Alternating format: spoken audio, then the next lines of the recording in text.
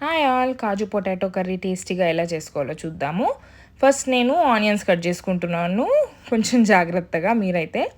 Next నేను పొటాటోని boil చేసుకొని ఆ పొటాటోని పీల్ చేసేసి పీసెస్ కట్ చేసుకుంటున్నాను.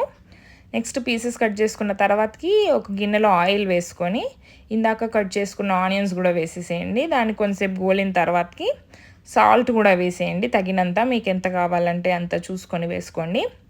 తొందరగా ఆనియన్స్ అయిపోతాయి. సో ఈ గ్యాప్లో మనము కాజు అండ్ టమాటో కూడా వేసుకొని బ్లెండ్ చేసుకోవాలి. టమాటో క్లిప్ మిస్ అయింది. సో ఈ కన్సిస్టెన్సీలో చూసుకోండి. దాని తర్వాతకి ఇప్పుడు ఇందాక ఆనియన్స్లో పసుపు అండ్ జింజర్ గార్లిక్ పేస్ట్ కూడా వేసుకొని దాని తర్వాతకి చిల్లీ పౌడర్ కూడా వేసుకొని ఇందాక మనము ఏదైతే పేస్ట్ చేసుకున్నామో ఆ పేస్ట్ కూడా వేసేసి కొంచెంసేపు బాయిల్ అవ్వనివ్వండి సిమ్మర్లో. కొంచెంసేపు కలిపి బాయిల్ అయిన తర్వాతకి ఈ ఈ కన్సిస్టెన్సీలో వస్తుంది మనకి. ఈ కన్సిస్టెన్సీలో వచ్చిన తర్వాతకి ఇందాక బాయిల్ చేసుకున్న పొటాటోస్ వేసేసి కొంచెం వాటర్ పోసుకోండి. ఆ వాటర్ పోసుకొని బాయిల్ అయ్యాక కాసేపు అయ్యాక కసూరి మేతి కూడా వేసేస్తే కొంచెం మంచి ఫ్లేవర్ అనేది వస్తుంది.